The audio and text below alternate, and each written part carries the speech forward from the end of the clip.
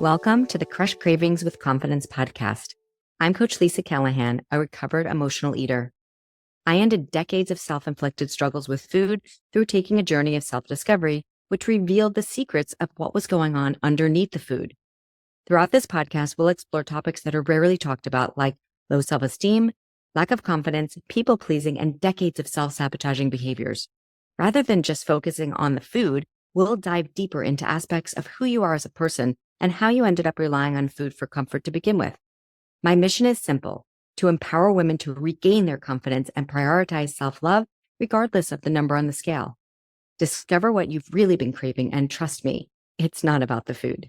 This podcast is based on insights shared from the Women's Emotional Eating Community Support Group on Facebook, so be sure to check out the show notes for the link to the group and a complimentary gift just for you. Now, let's dive into today's episode.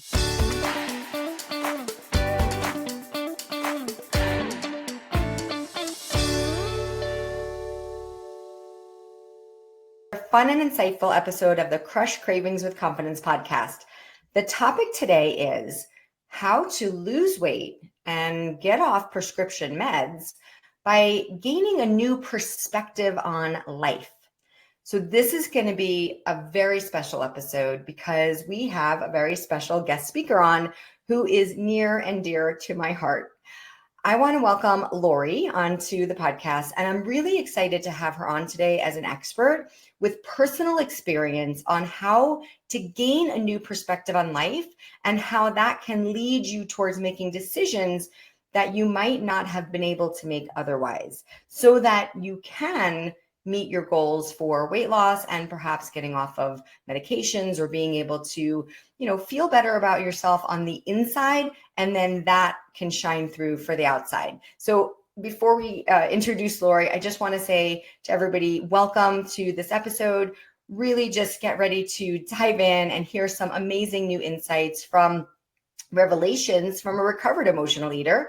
And also keep in mind that everything that we're going to share with you today is coming from Laurie's own personal experience. So if there's anything that you're going to change or anything that you want to talk to your doctor about, you can do that in a great way by just talking to your doctor about the goals that you have, and always listen to your doctor first. So, all right, Laurie, welcome to the episode. Welcome. How are you doing today? How's it going?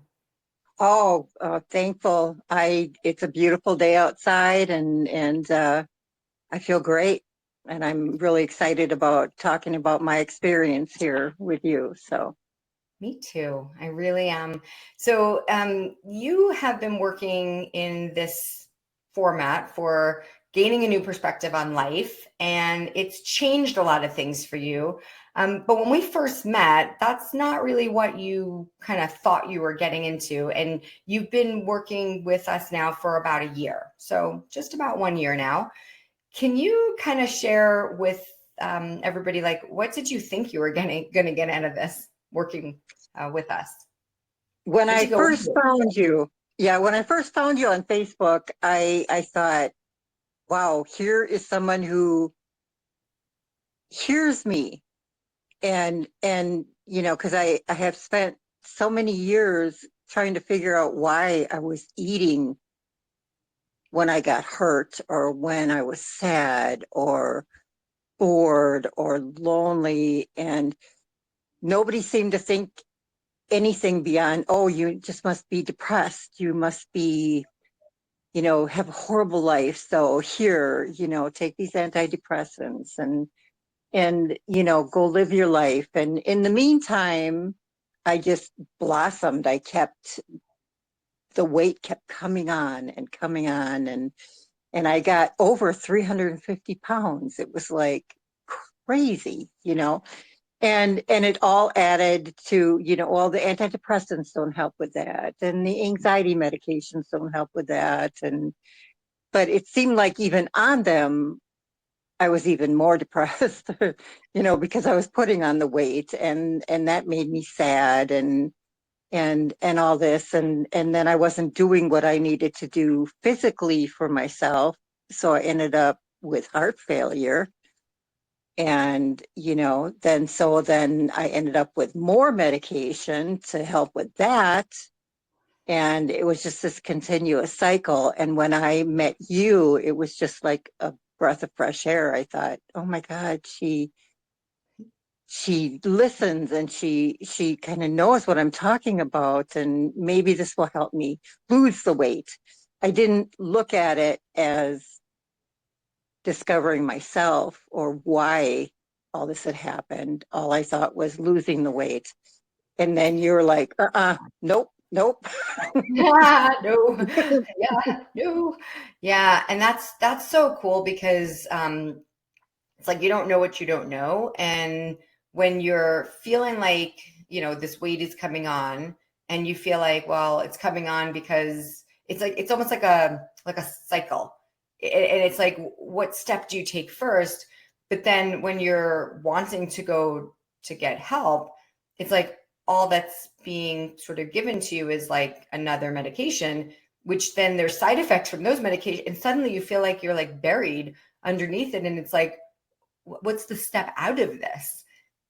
So for your experience, like, and I know we didn't go into this, like it was almost as if I remember talking to you and you were like, I don't know what I like need. I don't know what to do. I don't know, but you did tell me that what you the connection that you felt that we had, it's like you sort of trusted that there was a process through this and you didn't know what it was, and you were willing to trust that process through it.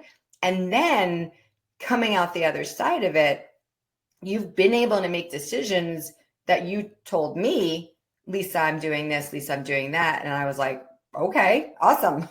And so there was never like a goal focusing on once you lose weight, then you'll be able to go off of the medications. Then you'll be able to, like, we never talked about that at all. That just happened organically. So if you were going to give a suggestion to somebody who is in that mindset, like as you were, and is continuing to kind of feel like one thing's like supposed to fix this but it ends up hurting that, and you know and you can relate to that person, like how that feels. Do you have any like words of wisdom to Wisdom. I'm not sure about wisdom, but I think that, learning about myself and learning why I was unhappy and why I turned to food um, to pacify myself um, really opened up a door to, starting to feel better. Like I felt stronger, and I yeah felt, the old determination that I used to have in my life that, I'd see something down the road and I think that's where I want to be, and that's where I would go. And it hasn't been that way in such a long time until now again, and I went to my doctor and I just said, I've been taking this self-discovery class for almost a year now, and I feel good inside. I feel strong again, like the Laurie who used to be, who would say, almost tunnel vision, I'd see something that I driven. wanted.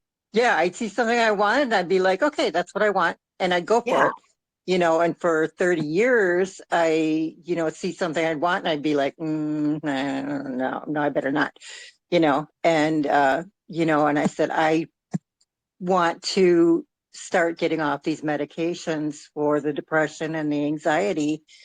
And she was 100% on.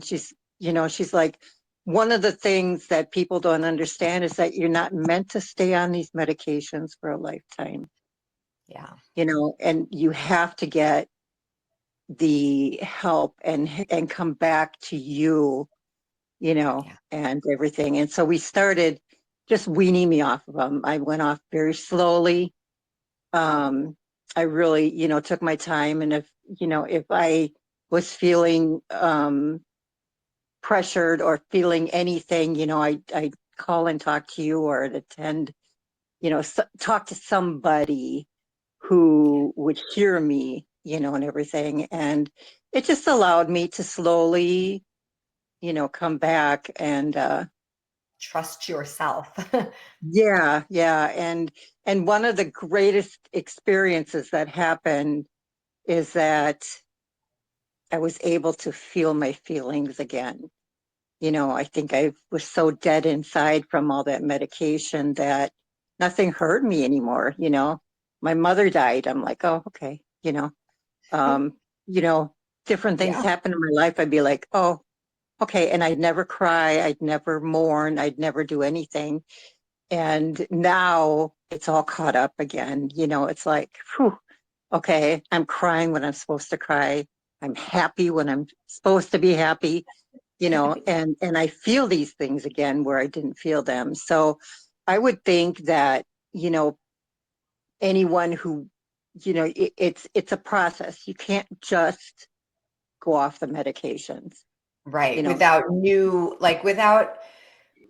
a new like version of you who is not going to lean towards all the fear stuff, because Right. that's something that you had to shift first. It's the same thing as we talk about with weight loss. People say, well, when I lose weight, like then I'll be more confident. And I'm like, no, we have to work on why are you not confident to begin with? Like when did that, shift differently from you? Because, you're not like ever born with a little label on your crib that says this human being will not be confident. Like that's not what happens. It does happen over time, and there's beliefs that get created, and then there's fears that come in, and then that kind of stacks into a lifelong journey. And so if we don't figure out what that is and actually like make sense of like how to be confident now before you get to what you think would make you confident, it's the same exact thing here. It's like you can't just say like, oh, I want to go off of this. It's like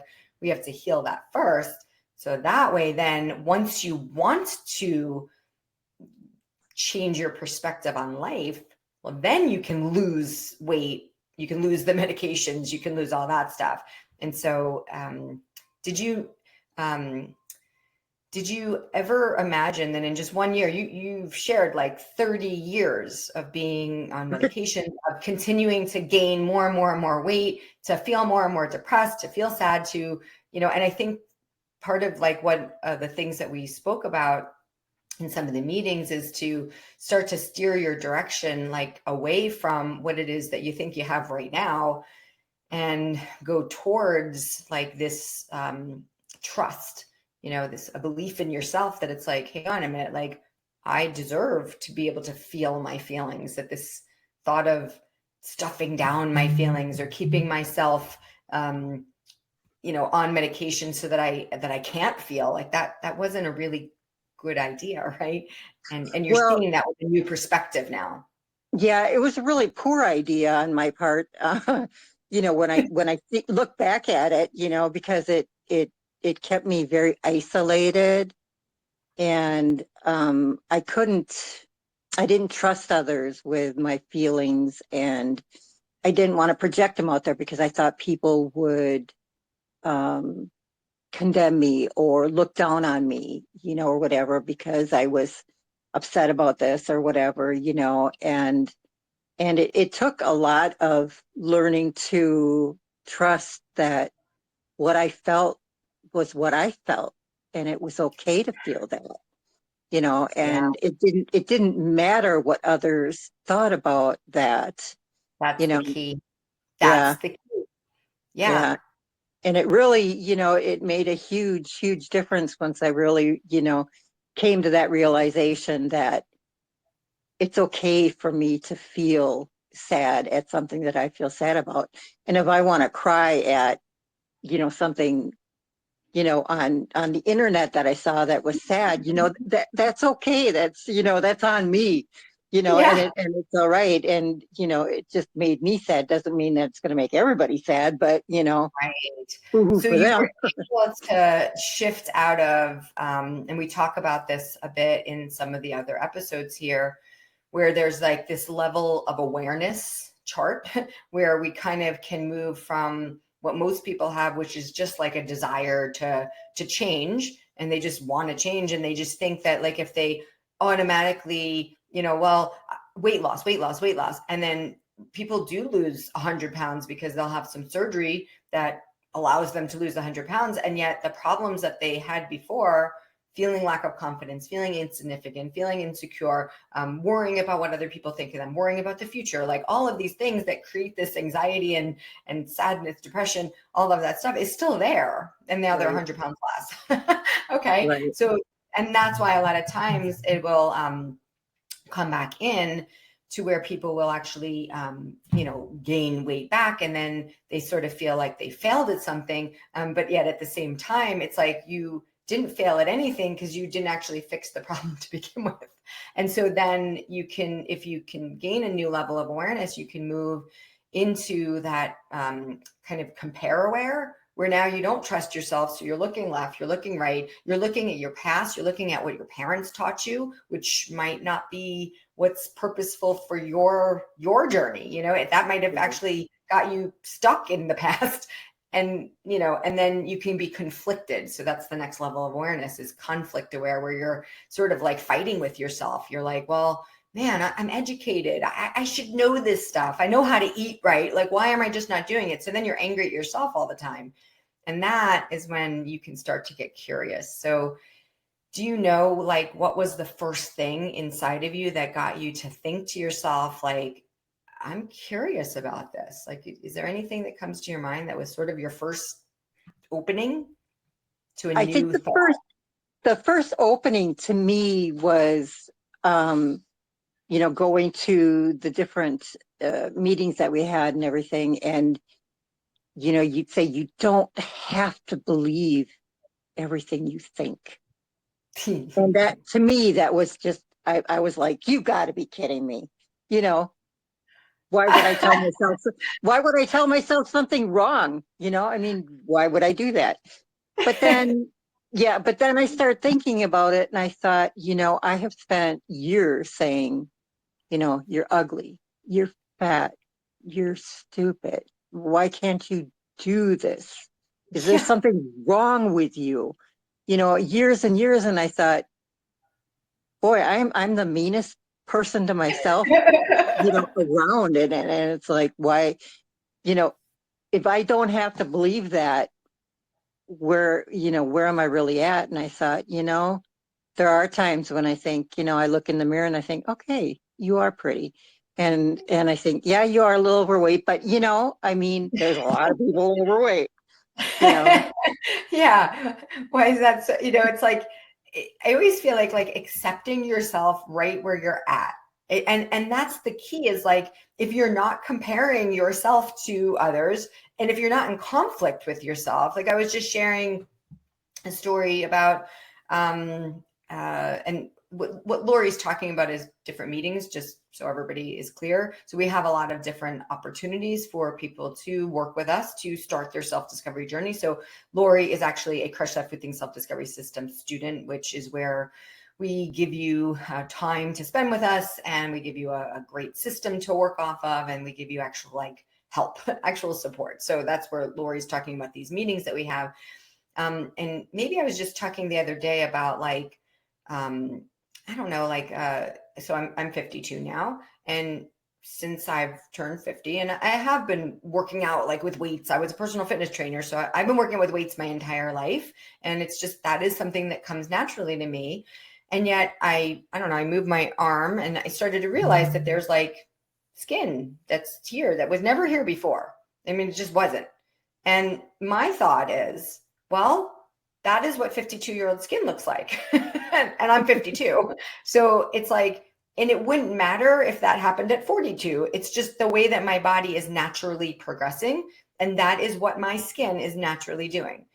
The thing that I can ask myself is, am I still doing the best that I can to support myself and my best interest, which is to work out and lift weights and do all that stuff, and then have no expectations of what I'm supposed to look like. As long as I'm doing the best that I can, nothing else really matters. So I'm not going to judge what my skin looks like. I'm just going to accept where I'm at and just know that this is the best version of Lisa at 52. And that's it. And so as long as I'm committed to knowing that, and to know hey, this is the best I can do, and accept this is what I've got, then it's all good. But if you're going to sit there and judge yourself against your past self and be like, well, I don't know, 30 years ago, I didn't look like this. Okay, well, here we are. Right. And so that's what happens, is that people can get into a very, what we would consider to be called like a narrow mindset, where you just start believing these things. And it, just because you believe it doesn't make it true. And if it's mean, it's mean. And when somebody is being like beaten down all the time, like, can you imagine that that person might not be able to act like the best version of themselves if they're constantly being kicked? Like, that's self-abuse, right? So Right. with you being in that self-abusive state, what were some of your habits that came out from that? Like, what were some of the things that you have changed now since you're no longer abusing yourself in that way? Like, since your mindset's been able to open, what are some of the things that you've been able to change that you didn't do before?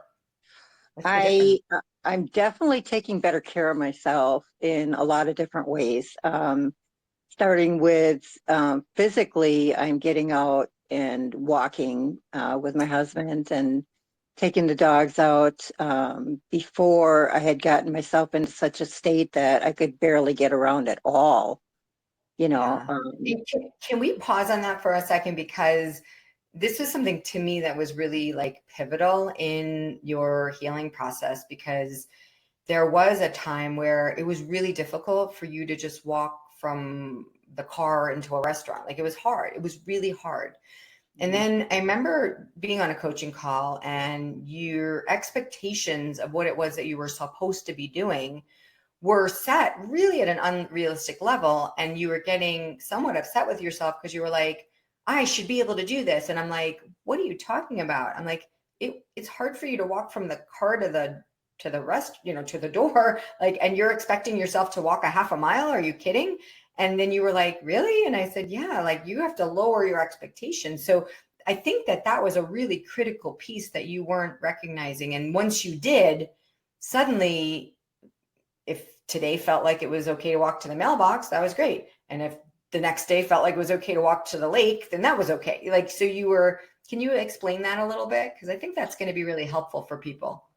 Well, and I think, that's pivotal to what you were talking about too, is that, looking back 30 years ago, I was very active and I could walk and run and, play with the kids and do all these different things. And so somewhere in there, my expectation was that I should always be able to do this, and Yeah. We have so when I many women couldn't, I that felt. feel like that. They're like, Mhm. I just want to be able to play with my grandkids. I want to be able to, and it's like, okay, we can't go there yet. We got to go. We got to be here now. Yeah. And I really had to take the time to take the time, and be patient with myself and say, with loving arms and hug myself. It's like, you did good, Yeah. so, so you made it from the car to the park bench, and then from the park bench over to, another thing, and then made your way back. And it was like, you know, Yeah. I would have looked at myself before and went, oh God, that's nothing. And I started saying, that's really great. And, and telling myself, I did good. I felt good. Yeah. Did it hurt? Yeah. You know, but, but I did it, and I did it, Yeah. and it just really felt right. And not every day, but, um, every But that's week the or key, whatever is it that you're increased. a human being, right? So you're not like, when you have these expectations, like I was sharing another story with the gals in Crush That Food thing the other day, that I did, I don't know, a 10-minute, some type of workout. And I had like an instructor like telling me what to do in my app. And one of the exercises was to do a push-up, and it was a full push-up. And I tried to do one, and I've been able to do push-ups in my life. This morning, like a couple of days ago, it literally didn't happen. I tried to go down, and I was like, whoop, I can't do that. So I dropped to my knees, and I did the push up in a supportive way. Not 1 second in my mind did I think, oh my gosh, what's wrong with me? I can't even do a push up now. How? Because the thing about it to me is that it's like how supportive of that is, like, if I'm going to push myself down and then tell myself that what I'm, trying to accomplish is bad or it's not good, like, what are the chances of me wanting to try that again? That wouldn't be helpful, right? It's like a little kid learning how to ride their bike that falls off one time. If the parents, sitting there being like, oh, you know what, you're bad at this, terrible. Like, what are the chances that you're going to want to get back on that bike? Pretty slim, right? Absolutely. And that's one of the main things that I had to keep in mind was that some days I'd feel good and some days I wouldn't. And, I'm going to be 66 in a month. And, it's like, I mean, I've got arthritis, I've got, I mean, all kinds of other things that are creeping up in there, and it's like some days I'm like, oh, that hurt. Okay, we're gonna Yeah. take it easy today. We're not gonna push it, and then the next day I get out there and I'm like zooming along and I'm like, hey, this is cool, Yeah, And because so there's also that change in like the perspective, right? So we're talking today about gaining a new perspective on life, and that will allow you to lose weight because consistency is really the only thing that will continue to help you progress, right? So things are shifted and changed through repetition. If your past repetition had been always to kick yourself down, well, the chances, let's say if 6 months goes by and you go for 2 walks, that's not that consistent, right? If, 6 months goes by now and, you go for 30 walks, that's pretty consistent, right? It's like 5 days, whatever, you know what I mean? Like you're going to require that. And so the thing is if you can open your mindset to a new perspective on how to be able to see things through this wider lens. And so not to have that all or nothing mindset, which a lot of our guests here might have. Did you struggle with that all or nothing mindset as well, Laurie? Do you think that that was one of your mindset shifts that you had to get I through? did to a certain degree. I think, I always have um kind of kept more of an open mind is of the future, of that maybe I can do it later or whatever. But, And I know I'd get myself into a hole then sometimes, right. you know. Yeah, because I think what ends up happening is if you always believe, oh, I can do it later, I can do it later, I'll do it next time, I'll do it whatever, that gives you an ability to procrastinate, always thinking that the next day will come, the next day will come, the next day will come. Well, suddenly you were getting to a point where you weren't going to be able to walk, and then it was going to continue to progress, which is why it's so valuable to not think about that, future so far ahead where you could think like, oh, I'll get started next week. It'll be better then, without like turning around and seeing like, why is it not okay now?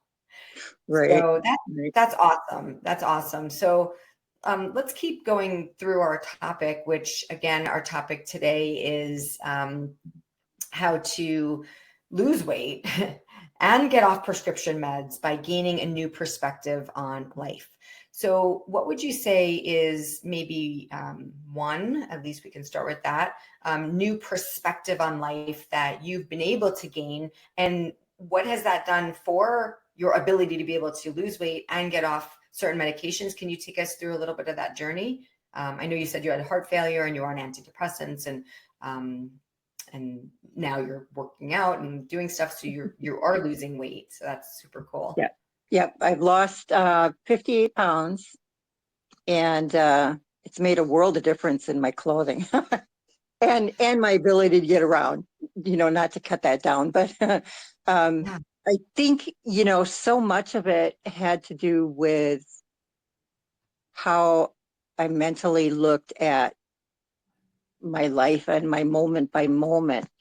Um, I didn't believe that I had anything to look forward to anymore. I really felt that, my life basically, you know, was done, and I Or didn't want that. yeah, or for yourself, like your, direction and attention was, paid attention to, like, maybe your life is done, but then like your focus was on helping other family, like everything maybe would have become more like directed at, other people's lives, other Right, people gaining, you know, you know, right. And that was a big thing, I mean, and like most women and mothers, we have a tendency to take care of others. We, oh, you need this. Oh, you need help with that. I'm always there for that. Do I take care of myself? No, but I will right. take care of you, Yeah. because you need it, and I think Yeah. that was a big shift, was taking care of me. And it was a little shocking for people around me, because I think that they were so used to being number one in my life, that when I started putting myself as an important part of my life, they didn't know how to deal with it. And, and still, even after a year, there's times where they're like, whoa, because I can feel And, it. I can feel the surprise that I, put and myself you're first.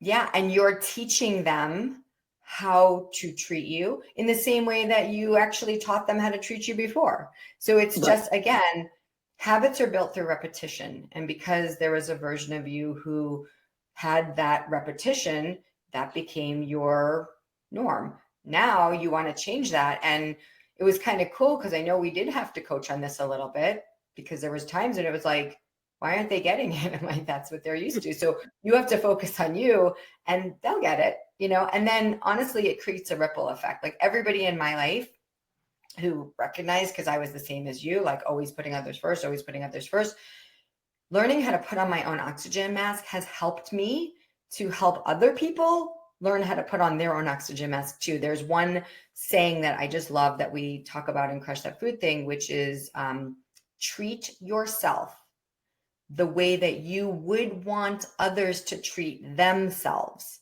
And that's the coolest thing ever, because even with children, it's like, if I'm constantly always, not putting myself first at all, and I'm showing them that, you just always do for others, always do for others, then how am I even teaching my children to, as adults, to put themselves first? Isn't it just going to continue? So it's such a brave and courageous thing that you're doing here for your family, which is amazing. So, It's really an interesting transition for everybody, when you really start doing that, because such a traditional role in women's and mothers' lives is to always care about others, and feed them and nurture them, and to do these things. And when you start doing that for your to yourself, yeah. to yourself, Yeah. it's almost shocking, because then you go through a period where you're like, oh, am I being selfish? Am I doing the right thing? And all these things, and you have to almost talk yourself into it, and tell yourself, yes, I am doing the right thing, because I'm doing this for me, so that I can live a life Right. And and add not value. somebody else. Yes. Yeah. And add value instead of you sitting there in a room full of people feeling lonely, feeling disconnected, feeling like you have no purpose. I mean, that's not valuable. Right. And Right. one of the things that I definitely know for sure is that you cannot give to others what you do not have yourself. So it's really, it becomes just like a drain, and then it creates resentments, and it creates all the stuff why you might feel like you're so stressed out and you have to be on antidepressants, right? Because it just creates all that. It's like a funnel. So we're gonna do you have something else you want to add? Because I was going to just shift into the Okay. yeah. Yeah, I was just Go ahead. going to share that for years I would tell my family the well is running dry. Mm, Like I've given and given and given, and I need back. and Yeah. I didn't know how to get it back. And now the well is full, and it feels good because when I give out something, it's okay, and Yeah. it feels okay. And that's Yeah. huge, huge. I don't feel like I'm giving something that a way that I shouldn't be. Yeah. So you're doing things now for you're doing the right things for the right reasons. Whereas before, it could have been doing the right things for the wrong reasons, meaning that you may have kind of tried to take over so that you can salvage someone else's pain while you were putting yourself in pain, like, and not putting yourself on the, to-do list. So that would exhaust you. So then you could be, kind of isolated and angry. And, and there was those times where, you're the nicest person in the world until something doesn't go well. And then suddenly it's like you're angry and you're yelling and you're crying and you're like, who is this? Right. And that doesn't feel Right, good either, because people don't even know how to respond to you. Right. And so it right. becomes a whole thing. Whereas now, from this new perspective, from self-discovery, from learning what you've learned here in Crush That Food Thing, you've been able to learn how to pause, how to stay in like a silent space for a moment, to be able to like self-reflect, and how to speak up in a way that is purposeful for you when that's important too. So you've not only learned how to stay silent when you're going to say something that you're later going to regret, you've also learned how to communicate in a way that people can hear you, which is really Yes, cool, because that's one of the things that you came in here feeling originally, was that nobody was hearing you and nobody knew how to help you because you didn't know how to help yourself. And now you do know how to help yourself. So you're able to turn this into a whole process, which in turn has helped you lose almost 60 pounds. You're now able to walk. And take us through that journey, because you did say that you had like health issues that caused you to stay on medications, and suddenly something shifted in that you didn't even know was going to happen. So can you tell us a little bit about that? yeah. With my heart, I actually went into the hospital in 2022. Um, just really, I couldn't breathe properly. I, was really in rough shape, and it turned out my heart was only working at 16%, which, yeah, yeah, Alrighty then. No yeah. wonder you're not doing laps around the block. Yeah, and the doctor was like, you are lucky you are even alive. And really at that point, I thought, meh, okay, okay. So fix it. And so he put me on all kinds of medication, got my heart going. I was in the hospital for, I don't know, over 9 days or something, doing all the different things. And I went home and started living my life again like I was. I wasn't really doing much. I just expected the all the medications and everything to fix me, Right. just like all the, antidepressant and anxiety drugs, they fixed me. I didn't feel a thing.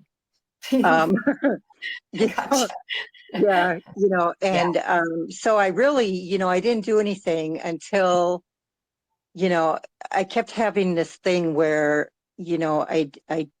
someone would say something to me, it hurt my feelings. And I'd go in the kitchen and I'd grab something to eat. And I'd think, wait a minute, wait a minute. Why am I doing this? They just said something mean to me. And why am I now wanting to eat? And I couldn't figure it out. So, I started on the road with you. And as I started losing the weight and started coming into understanding me and why I was doing those sort of things, Right. um, all of a sudden, my medications were making me sick instead of making me better. And I fainted. I mean, I was just a mess, and I couldn't figure it out. And This my is blood after pressure. actually you had gone off the antidepressants first. So you're sort Hmm. of in this chapter. You had already lost like over 50 pounds by that time. It's now even more now. So, and that's when suddenly you were like, whoa, what happened? So Yeah, you yeah. fainted. Yeah, yeah. And I couldn't walk anywhere because I was so dizzy, and I couldn't move from room to room, without just, that horrid feeling of spinning. And I started taking my blood pressure. My blood pressure was so low. And so I called my doctor, the cardiologist. I'm like, oh man, something's happening, and I told him about the weight loss. I told him about the journey with you and how I was learning all these different things and losing the weight and feeling better about myself and everything. And he took me off all of it to start with, which was probably the best thing to do, but yet, it was a little shocking. Um, but slowly then, as I started coming back, we realized because of the damage that had been done in my heart, I did need some. But I Right. went from 5 heart medications down to 3, and 2 of those 3 are a quarter of what they used to be. Wow. And so, I mean, it all made a huge difference. And I mean, I haven't lost enough weight, really, truly. I mean, 60 pounds is great, but to reason out that kind of difference in the medication, I think it's just my stress levels are lowered, the anxiety I was feeling, the Yeah. unsureness in my life, maybe. I'm not really sure exactly, but so much has changed that, my whole body is reacting differently Yeah. Your than it did. chemistry is like, so there's one thing that we definitely teach, and this is really cool. It's the body given half the chance will heal itself. And so now at 66, like you said, as you move through to the next 10-year jump in your life, so now you're 76, if this continues to go in the trajectory that it's going, which is where you are continuing to connect with yourself more and more, you are going to welcome new perspectives into your life. You are going to continue to move towards taking your body, which is your human body. And so weight is a symptom of an underlying problem. So as you're alleviating this underlying problem, the goal is that you'll be ending up at the weight that's appropriate for your 66-year-old body, right? Or 67-year-old or 68-year-old, that you're not going to be like heading in the direction that's going to be taking you away from your best self. So as you continue to do that, you'll continue to monitor things more and more. Because like we talked about, even the dosage of the medications that you are on, and now you're 60 pounds less, like these medications have, reasons to put you on that dosage. And that's a lot of that has to do with your body frame. So as you continue to move further and further, you'll probably be able to make some shifts in that as well, and continue to lower and eventually get off, which is amazing. Well, and I really, I want to really express this, is that these changes not only happened because of the weight loss, they happened because I've That's, changed how I really yes, view things and look at things, and that's huge. That's right. huge because we really, as a society nowadays, we think that medications are the end all, that they're going to fix everything. And so much of it not only has to do with how we take care of ourselves physically, but also how we take care of ourselves mentally. Yeah. And um, that was a really big surprise for me, Yeah. and Being able I'm to really have your happy. eyes like wide open now. Right, Yeah. right. So no And longer are you like clinging to the past beliefs about yourself. No longer are you like strengthening your weaknesses. You're right, right. And I really, I'm really shocked by it because, I mean, we've really been taught differently throughout our lives. Um, we need to trust the doctors and everything. And I do wholeheartedly, as long as I'm going to them and saying, this is what I'm doing and this is what I want. And, having them look at the whole picture and my what I want in the future, and it's made a huge difference rather than me going to them and saying, oh, I'm just so sad and I, don't feel like this, and then they're saying, well, here, take that, you know. yeah. And so Just share that part of when I was young, about 24 to about 28, I went through a 4-year span where I had been through a pretty severe trauma at that age. And I was going to a therapist and I was suffering from such severe anxiety to the point where it almost felt like I was agoraphobic. Like I did go to work and I did do things, but it was like I could only travel down like certain roads with my car. Like if I had to go on the highway or it was like a high speed thing, I would start to get like this tunnel vision. I would have to sleep with a paper bag next to my bed, like one of those lunch bags, because I would wake up in the middle of the night just like, and I couldn't breathe and I'd have to do the, paper bag thing. I was having ringing in my ears. I had to wear a Holter monitor. I was only like 20, between 24 and 27, this or 28, this was going on for a few years. And, I went with Holter monitor. And so it was suggested to me that I went on like a Prozac at that time.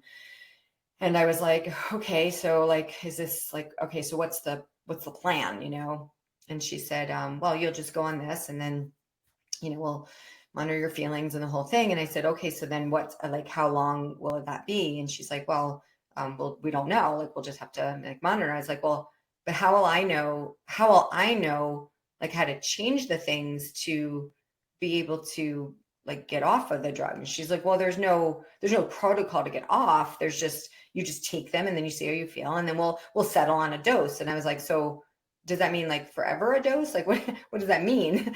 And I don't know. There was something intuitive in me in my those 20s, and I was suffering so badly that I just felt like if I crossed that line in the sand, that wasn't going to be. I wanted to know what the ending was. I didn't want to go into it with no like thought in my head as to how to get off of that. And actually, Laurie, you are I want to say our fifth student now. I think either fourth or fifth, who has chosen single-handedly, like I've never said anything and I will never say anything wrong. Everybody has their own journey and everybody has to do what they feel like is best for them. And I respect doctors' opinions, and I really do. But you are the fourth or fifth woman that we have worked with now in Crush That Food Thing who has decided to go off of antidepressants. So I know it's possible. Let's just put it that way. Like I am living proof that you can get through this. You are living proof, and the other gals in our community who have done the same, who have chosen that for themselves, are living proof. So I know that if I can do it and you can do it, then other people can do it too. So do you have any closing remarks? Because we are going to head out now. Okay. No, I guess not a lot other than, everybody has to choose their own path. Yes. And the path I chose to go down with you and to learn from you has been amazing. And it's helped me gain my life back in not only mentally, but physically. And I'm just so proud and happy to know you and have you as a friend. Me too. Me too. All right. So this sums up our episode on how to lose weight and get off of prescription meds by gaining a new perspective on life. And this is just a little quote that I love to share. Once you get a taste of your own power, you will not be hungry for anything else. Always remember to talk to your doctor, and always remember that you deserve to live an extraordinary life that is not having your head contaminated with food 24 hours a day, with worry about things that you can't change. And it's not meant to make you feel awful about yourself. So you're meant to live an extraordinary life. So we do have some wonderful opportunities to work with us. As always, in the show notes, there will be a link to a smaller course called the Mindset Makeover that you could always grab, get started anytime you want. And in addition, there'll be a link to the course that Laurie took with us with Crush That Food Thing Self-Discovery System. And what you would do is just click on the link and you can look at my calendar. You can book a food freedom call where we can just talk about things. We can see what the best plan of action is for you. We now have 5 courses to help you get started on your journey. There's no right way and wrong way. But as you can see through Laurie and some of the other episodes that we have with other recovered emotional leaders, this is such a cool thing. Like Laurie didn't think that in 1 year after struggling with this her entire, life, or at least for 30 years, that this would be where she's at in one 1 year. So take that leap of faith. And yeah, if anybody also wants to reach me and doesn't want to book that call, you can always send me an email at lisa@coachlisacallahan.com, and attention podcast would be the way to go.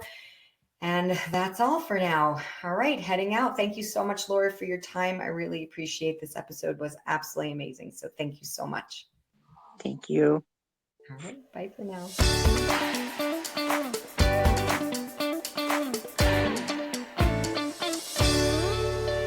All right, my beautiful friend, that brings us to the end of another episode from the Crush Cravings with Confidence podcast. I hope you enjoyed listening today and took something from our conversation that you are going to put into immediate action. I love spending time with you and would be so grateful if you would share this podcast with at least one friend today who you think might be struggling too. And don't forget to hit the subscribe button so that you don't miss out on any other amazing topics. And please, please do leave me a review. It would mean the world to me. Thanks again for listening, and I'll see you in the next one. Bye for now.